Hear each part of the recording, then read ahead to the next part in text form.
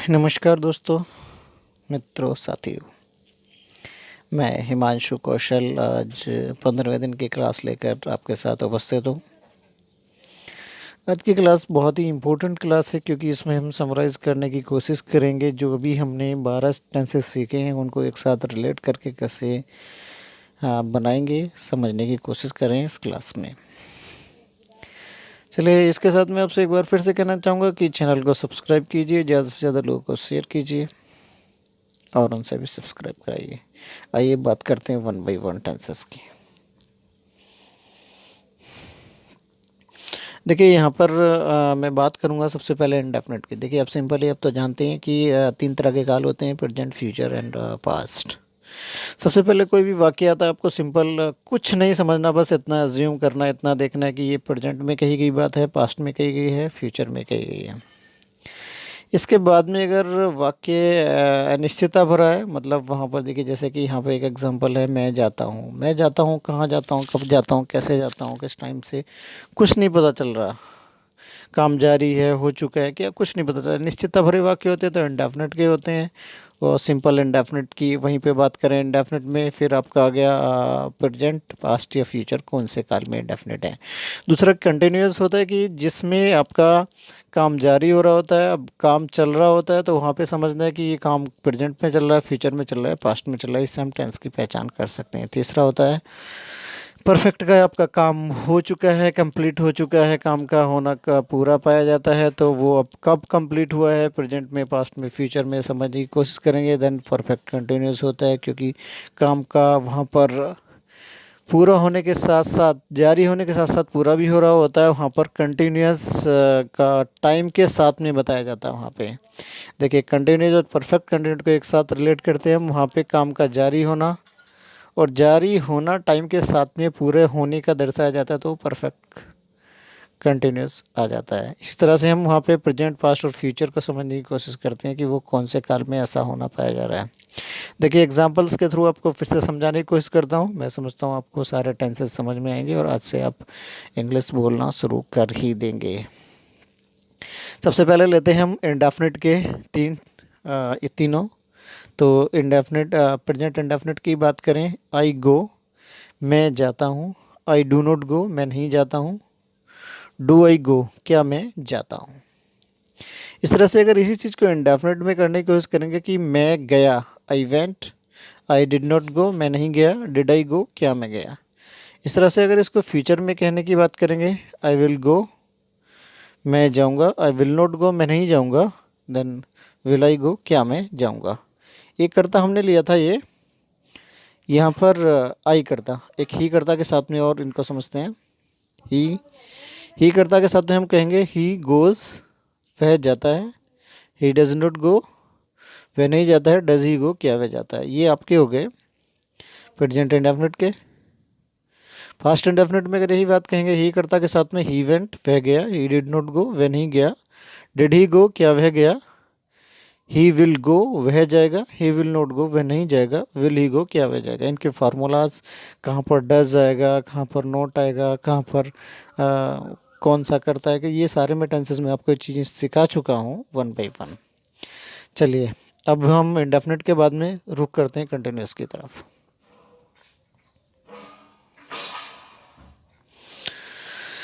यहाँ पर present continuous की बात करें अगर, यही हम कहना का चाहेंगे, आई एम गोइंग, मैं जा रहा हूँ।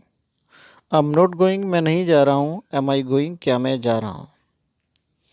इस तरह से अगर हम बात करेंगे पास्ट कंटिन्यूस की, I was going, I was not going, was I going, मैं जा रहा था, मैं नहीं जा रहा था, क्या मैं जा रहा था। देखिए, सिंपल आपने क्या किया, नेगेटिव में नॉट आपका थर्ड नंबर पे आ गया, और इंट्रोगेटिव में क्या किया आपने, जो हेल्पिंग वर्ब है, वाज, वर, एम, इज़, ये आपकी पहले उठ करके आ जाती हैं कर्ता से।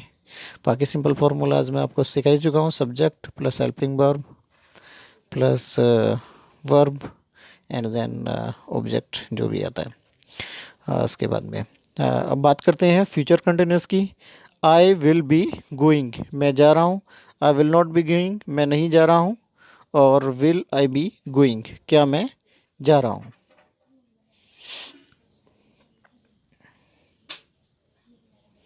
देखिए ही कर्ता के साथ में सीखते हैं। ही इज़ गोइंग, वह जा रहा है। ही इज़ नॉट गोइंग, वह नहीं जा रहा है। इज़ ही गोइंग, क्या वह जा रहा है। ये कौन सा हुआ, प्रेजेंट कंटिन्यूस का। पास्ट कंटिन्यूस में अगर इस चीज़ को कहेंगे, ही वॉज गोइंग, वह जा रहा था। ही वॉज नॉट गोइंग, वह नहीं जा रहा था। क्या वह जा रहा था, was he going. Future continuous में अगर इसको रिलेट करते हैं, ही विल बी गोइंग, वह जा रहा होगा। ही विल नॉट बी गोइंग, वह नहीं जा रहा होगा। विल ही बी गोइंग, क्या वह जा रहा होगा। देखिए अब कंटिन्यूस के बाद में हम रुक करते हैं। देखिए कंटिन्यूस में क्या होता है, आपका सब्जेक्ट प्लस इज़-एम-आर, ये वाज वर, ये विल बी फ्यूचर के साथ में, एंड वर्ब के फर्स्ट फॉर्म में एन जी, देन जो आपका ऑब्जेक्ट आ जाता है।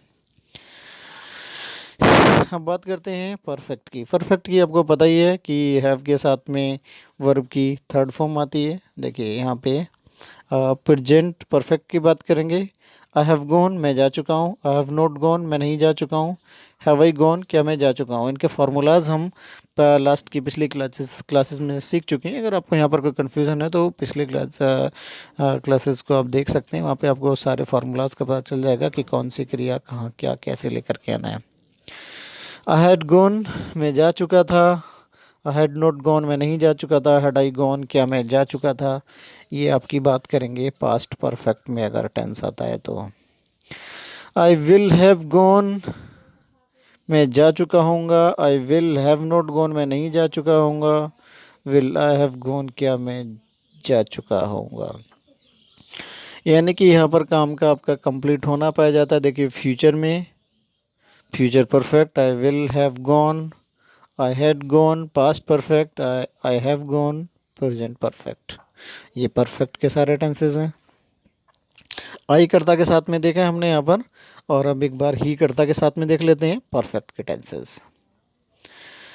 ही हैज़ गॉन, वह जा चुकेगा। ही हैज़ नॉट गॉन, वह नहीं जा चुकेगा। हैज़ ही गॉन, क्या वह जा चुकेगा। ये आपका होता है present perfect. He had gone, वह जा चुका था।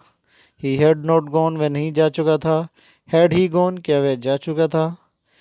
ही विल हैव गॉन, वह जा चुका होगा। ही विल नॉट हैव गॉन, वह नहीं जा चुका होगा। विल ही हैव गॉन, क्या वह जा चुका होगा। देखिए यहाँ पर हमने परफेक्ट सीखा है, सिंपल, प्रेजेंट, पास्ट, फ्यूचर। आप एक दूसरे से रिलेट करके इन वाक्यों को समझने की कोशिश कर सकते हैं। नेक्स्ट अब हम रुख करते हैं यहाँ पर सबसे पहले बात करते हैं हम प्रेजेंट परफेक्ट कंटिन्यूस की। देखिए अगर मैंने यहाँ पर कहा होता प्रेजेंट कंटिन्यूस में, तो मैं जा रहा हूँ, मैं जा रहा हूँ। आई एम गोइंग, मैं जा रहा हूँ। लेकिन यहाँ पर क्या, मैं सोमवार से जा रहा हूँ। यानी कि यहाँ पर पहचान होती है परफेक्ट कंटिन्यूस की, सबसे बड़ी पहचान यही होती है कि हम क्या कर रहे होते हैं। सॉरी,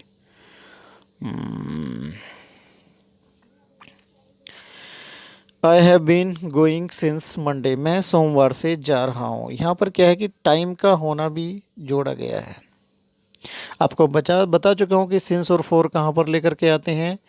प्रेजेंट कंटिन्यूस और परफेक्ट कंटिन्यूस में फ़र्क सिर्फ इतना ही होता है कि उसमें टाइम के साथ में से और लगा दिया जाता है और टाइम के साथ में वाक्य बनाए जाते हैं। आई हैव बीन गोइंग, मैं सोमवार से जा रहा हूँ। I have not been going since Monday, मैं सोमवार से नहीं जा रहा हूँ।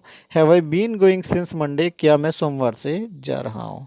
अगर यही बात हम पास्ट परफेक्ट कंटिन्यूस में कहेंगे, I had been going since Monday, मैं सोमवार से जा रहा था। I had not been going since Monday, मैं सोमवार से नहीं जा रहा था। Had I been going since Monday, क्या मैं सोमवार से जा रहा था।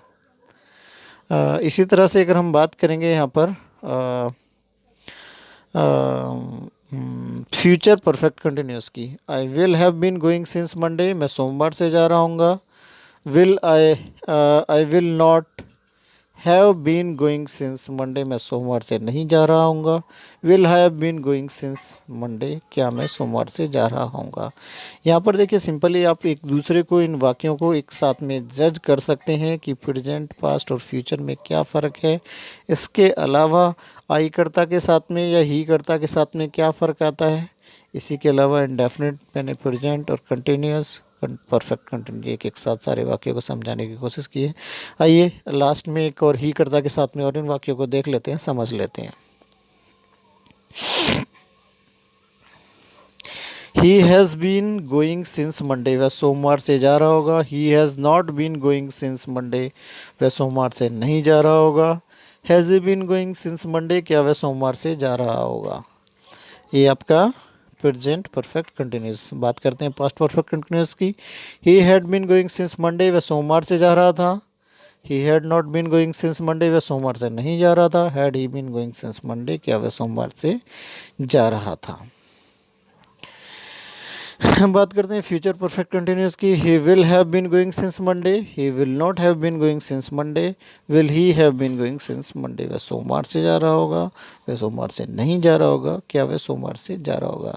देखिए यहाँ पर हमने समझने की कोशिश की है, सारे टेंसेस को एक दूसरे को रिलेट कर कर यहाँ पर हम समझने की कोशिश कर सकते हैं कि बाकी इनमें क्या क्या एक दूसरे के साथ में रिलेशन रहती है प्रेजेंट, पास्ट और फ्यूचर में, या फिर कंटिन्यूस, परफेक्ट, परफेक्ट कंटिन्यूस या इंडेफिनिट में एक दूसरे के साथ में क्या रिलेशन रहती है। एक दूसरे को समझ करके, एक साथ में इनको समझ करके हम बहुत इजीली ये समझ सकते हैं कि कौन से वाक्य में किस चीज़ का प्रयोग किया जाता है।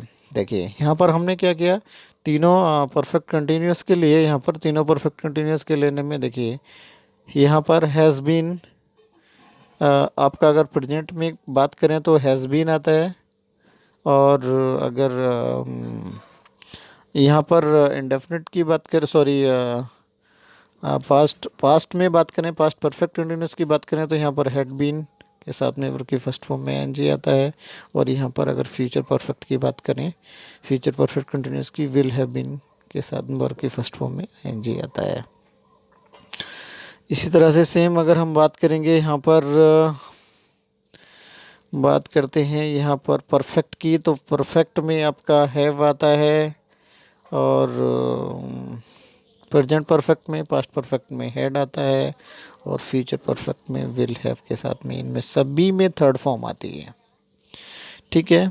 और इसके बाद में अगर हम कंटिन्यूस की बात करें तो इज एम आर के साथ में वर्ब की फर्स्ट फॉर्म में एनजी आता है प्रेजेंट में, एंड पास्ट कंटिन्यूस में वाज वर्ब के साथ में वर्ब की फर्स्ट फॉर्म में एनजी आता है, और फ्यूचर की बात करें तो विल बी के साथ में वर्ब की फर्स्ट फॉर्म में एनजी आता है। इस तरह से अगर हम इंडेफिनिट की बात करें तो प्रेजेंट इंडेफिनिट में वर्ब की फर्स्ट फॉर्म के साथ में एस या ई एस आता है, या डूडस आता है। वो लास्ट की क्लासेस में आपको सिखा चुका हूँ कहाँ पे क्या चीज़ आती है। इसके बाद में अगर बात करें पास्ट इंडेफिनिट की, तो वहाँ पे सेकंड फॉर्म आती है, या फिर डिड नेगेटिव में डिड के साथ में फिर वर्ब की फर्स्ट फॉर्म आती है, और अगर फ्यूचर की बात करें तो विल के साथ में फर्स्ट फॉर्म आती है। इसी के साथ में ये समरी और आज की क्लास फिनिश करना चाहूँगा। नेक्स्ट क्लास के साथ में फिर से मिलते हैं, तब तक के लिए बाय बाय, गुड डे। फिर से एक बार कहना चाहूँगा कि इस चैनल को ज़्यादा से ज़्यादा सब्सक्राइब कीजिए और कमेंट बॉक्स में डालिए कि आपको क्लास कैसी लगी। आज की बहुत ही इंपॉर्टेंट क्लास है। इसके साथ में आपको एक चीज़ और बताना चाहूँगा मैं, मैंने दो कर्ताओं के साथ में ये टेंसेस आपको बनाए हैं। मैं आपसे कहना चाहूँगा कि मैं, जैसे कि आपको लास्ट की क्लासेस में बता चुका हूँ, टोटल के आपके 7 कर्ता हैं। आप 7 कर्ताओं के साथ में ये सारे टेंसेस बनाइए, अफर्मेटिव, इंट्रोगेटिव और नेगेटिव, इन सभी को एक साथ एक वर्ब ले लीजिए। एक वर्ब के साथ में 7 कर्ताओं के साथ में 3 अफर्मेटिव, इंट्रोगेटिव, नेगेटिव के साथ में और 12 टेंसेस के साथ में। एक क्रिया के साथ में आप कितने वाक्य बना सकते हैं? 12। 12 के 3 इंट्रोगेटिव, अफर्मेटिव, नेगेटिव, 36, और उन 36 को 7 कर्ताओं के साथ में। अब समझ लिए आप एक क्रिया के साथ में कितने टेंसेस बना सकते हैं। अगर आपने आज एक क्रिया पकड़ ली और सारे वाक्य बना लिए, तो उस क्रिया से रिलेट करते हुए आप कोई भी वाक्य आसानी से बोल सकते हैं। आपसे कहना चाहूँगा कि पर डे की क्लासेस में, पर डे आप प्रैक्टिस करते रहिए, ज़्यादा नहीं, आप 20 क्रियाओं के साथ में वाक्य बनाते रहिए। बहुत जल्दी आप इंग्लिश बोलना शुरू कर देंगे। और आज की क्लास के बाद में मैं आपसे उम्मीद करता हूँ कि आज से आप एक छोटी लेवल पे आप इंग्लिश बोलना सीख चुके होंगे, और अगर नहीं सीख चुके हैं तो फिर प्रैक्टिस करते रहिए, जैसा कि मैं आपको बता रहा हूँ, और नेक्स्ट क्लास के साथ में के लिए मेरे साथ बने रहिए। तब तक के लिए नमस्कार, बाय।